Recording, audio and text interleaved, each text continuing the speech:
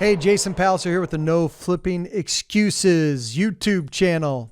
Subscribe if you haven't already and dive into the other videos. In this particular video, we're going to be talking about lease option paperwork. Okay, so lease option paperwork needed to close a lease option transaction.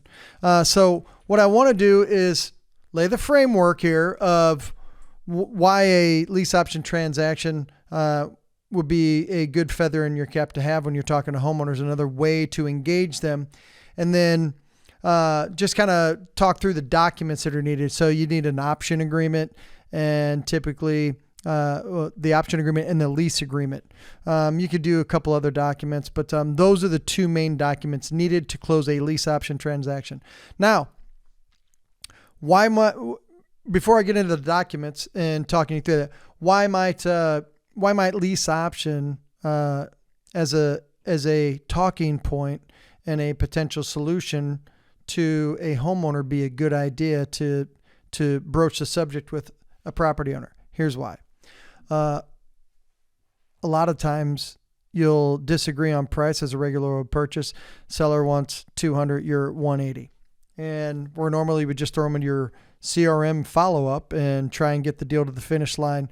Well, if you have the ability to offer a different way to work with them, that you could actually potentially pay a little bit more instead of leaving the conversation on the phone, or if you're doing it in person. I always like to negotiate and do stuff in person. I would never leave the house without striking an agreement with the property owner if I utilize this strategy to get to the finish line. Why is it a good thing to do? And then we'll talk about the documents. Because instead of me just throwing them in follow-up and seeing if they change their mind later and giving other opportunities in the marketplace an opportunity to talk to that homeowner and maybe find a way to work with them, which leaves me on the outside looking in. I don't want that to happen. I will utilize a lease option strategy. Here's why. I can say, hey, instead of me buying it right now where I think it'd be at 180, if you give me time to buy the property, let's say a 2-year runway, a 3-year window, then I'll give you a certain amount of money down, non-refundable. As soon as we're done, keep it, it's yours, towards the purchase. But I can probably go ahead and execute on an option to buy it within 24 months or 36 months at the $200,000. Okay. Now pay attention before I get into the documents. Why is that a good idea? Well, Jason, I was trying to get it at 180, and let's say I was trying to get it at 180. I want to control the property. Okay. So even though they wanted 200 and I'm at 180, would I execute a lease agreement or lease option agreement at 200? Depending on the market. Yeah, absolutely. Without a doubt, I would, because now I can control the property for 2 or 3 years without having to buy it. Do you get how powerful that is? Again, we're going to get into the documents and things that you want to, make sure are in your agreements, but now I can control a property for 2 or 3 years without even having to buy it. That's a home run. The property value in 24 months to 36 months may end up being 275. I win. My 180 becomes irrelevant 2 years from now or 3 years from now. You get that. Now let's go the other direction. I say, yeah, let's go ahead and execute on the lease option that we talked about, and I'll go ahead and do the 200. Let's say 2 years from now, 3 years now, or from now, it's still worth 200. So I have the right to buy it for what it's worth. I might still do that. Well, let's say in my agreement with them, I say I agree to pay you $1,500 a month for 2 years or 3 years and buy it for 200. Would I still pay full retail value if over that two years or 3 years, I've been renting it out and market rents are $2,200? Why would I not? I have the right to do that. I may go back and renegotiate with them, but I can do all of those things because I broached the subject and laid out the framework of, hey, I can pay more later if that's of interest to you, instead of you being at 200 and I'm at 180 now. So if you're open to that, then I can walk you through the paperwork and we could do it that way. And so I just wanted to establish why it's a good idea for you as an investor to have multiple different ways to strike a deal with the homeowner. Specifically, we're talking about lease options. But now let's say you've done that. Okay, so now let's talk about this. Let's say you've done that. Now, let's talk about the documents. So you would simply need an option agreement, purchase agreement with the option to buy it later. It's pretty straightforward. And then a lease agreement. Okay, so a lease agreement stating what you'll pay a month and in the lease. So let's talk about the lease agreement first. Okay, so in the lease agreement, all you're going to do is sign a regular old lease agreement with the homeowner that just states out the rules of engagement in the lease agreement. So we're going to talk about some things that are important in the lease agreement. What's important is, when do the payments start? So in your lease agreement, you're going to say, hey, we're going to do this, and the payments, my $1,500 a month is going to start on 60 days from now. And in that lease agreement, it'll also state who's responsible. Since you're taking over the property with the option to buy it, you can put in the lease who's responsible for utilities. You can still make the homeowner responsible for the utilities. Maybe they're doing a lease agreement because they know they're not going to walk away by selling the house with a good amount of money because it's close to market value in my example here. But maybe they've accepted a new job 5 states away, and they've got 60 days before they have to be at the new job, and they want to look for a new place. Well, it's going to be hard to do if they still have that house payment over here, right? So in negotiations back and forth with them, you can say, hey, I'll take over the payments and I'll give you $3,000 down. It's non-refundable. Keep it. Comes off the purchase price. And I agree to pay $200 between now and 3 years from now. And but in doing that and helping you out, I'll make the payments of $1,500 a month, which covers your mortgage, but you're still responsible for utilities. So in the lease agreement, you just state who's responsible for utilities.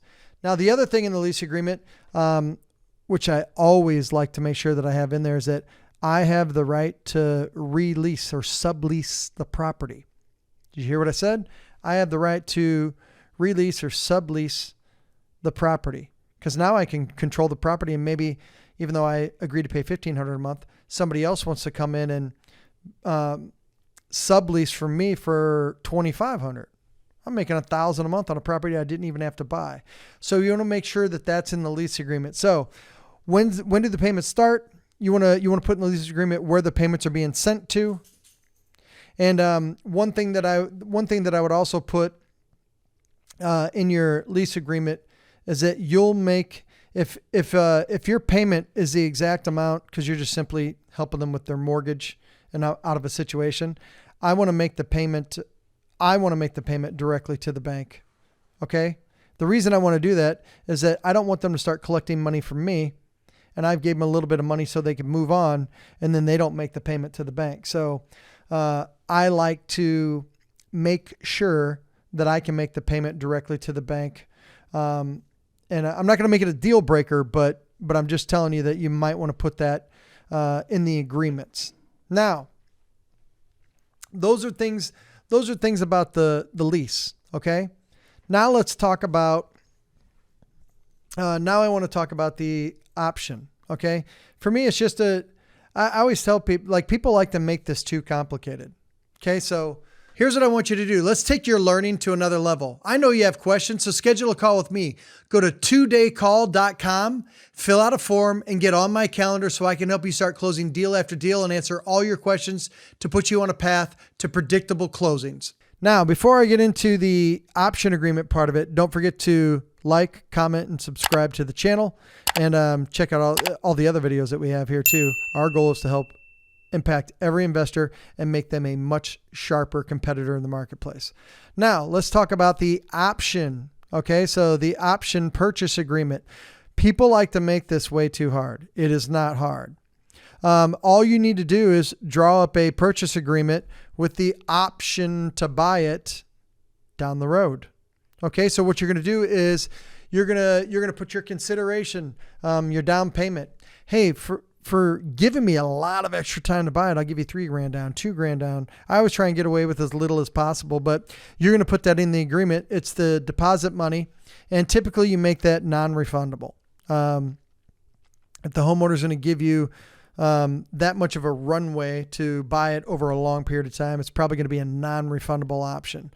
And then we just put the purchase agreement that we agreed upon. Remember, we're teaching you right now the documents needed to bridge the gap between that 180 that you were at and the 200, and go ahead and strike a deal at 200 right now, because if it's an option to buy, you really don't have to buy it at 200. You have the option for 3 years to do it. So it's a regular purchase agreement. Okay, so it's a regular purchase agreement that simply spells out the money down, what's the purchase date that you have to purchase it by, and then what is the dollar amount. Here are things that you can work in reverse that I like to do as well, which most people don't. Don't have these conversations with homeowners. I tell them, I'm like, hey, I know you want 200 for it, and you said, hey, I'm willing to wait for it. If I can execute it, if I've made payments on time for a year, can you discount it if I close at least a year ahead of time? So basically, after the first 12 months, as long as I buy within that next 12 months, which is only 2 years into the 3-year contract, will you discount it by $5,000? Because right now they may be stuck on that number, but if I've paid them on time and they've started collecting money and put money in their pocket, they may come down on that price. Now, the other big thing that you want to put into your agreements is this, and you can put it in the option purchase agreement if you want, or you can shove it in your lease agreement as well. Either one's fine. I've done both.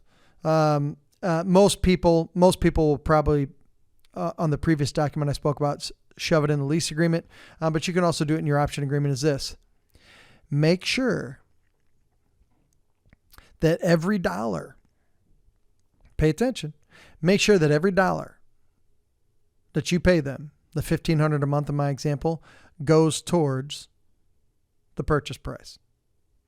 So if you pay $1,500 a month, but you released it to somebody else and you're making $1,000 a month, every part of that $1,500 a month is coming off of the $200,000. So by the time you do execute to buy it, let's say you buy it a year from now, even though you still have 2 years left, and you've paid it down over a calendar year. If you're paying $1,500 a month, all of a sudden that $200,000 that you agreed to is down to $182,000. Do you get that? So make sure that you strike a deal with the homeowner stating that every dollar that you pay in your lease payments to him comes off the sales price. Some people forget to do that, and they're like, hey, you've been renting for me for 2 years. Go ahead and pay me my $200. They're like, oh, I've been paying you all along. Do not make that mistake. Again, I repeat, do not make that mistake. Make your lease payments. Okay? So hear me when I say this. It's probably the most common mistake that I see when you're executing on these documents is that you forget to make your lease payment come straight off the purchase price, dollar for dollar. So that is something that is something that you control a property. You didn't have to buy it now. You didn't have to go out and get some big loan and pay thousands of dollars in fees. And every dollar you pay them is coming straight off the purchase price. That is a way, positioning wise, without even buying the house, to put yourself in the winner circle. So those are the two documents that I typically utilize. Sometimes I'll have them sign a mortgage authorization letter if they have a mortgage, because I may want to create a direct pipeline between me and the bank to make sure that payment's being made, as I previously mentioned. But you have your lease agreement and your option purchase agreement. If you do that, now you can start controlling properties without even having to buy them up front. And again, in the spirit of what I said earlier, if you start utilizing this strategy on every conversation that you have with the homeowner, what are you now? You are now a sharper investor that gives more options to a homeowner. And I always like to sprinkle in, which I mentioned earlier, now, instead of disagreeing on price and simply throwing them in follow-up and praying that later they change their mind, I can strike a deal on the spot because I had a different way to engage that property owner and a different, no pun intended, maybe it is, option for them to come to an agreement. So utilize this. Again, listen to it 2 or 3 times, take notes, but make sure that you're dotting I's and crossing T's in the documents, broaching each of those different intricate pieces of the lease agreement and also the option contract that I just mentioned on here now. And again, subscribe to our channel. And again, share it with other investors. If you want us to drop more good stuff, then let us know what you're looking for. But then also show us the love by telling other investors about us, because we want to help everyone in America, not just you, but your fellow investors that need help as well. So hopefully this was impactful for you. Take notes and start offering this every single time to homeowners, because quite frankly, it's a lot of fun to control a property without having to buy it. See you on the next video.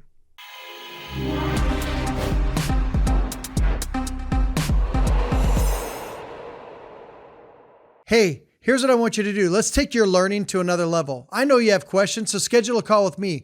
Go to todaycall.com, fill out a form, and get on my calendar so I can help you start closing deal after deal and answer all your questions to put you on a path to predictable closings.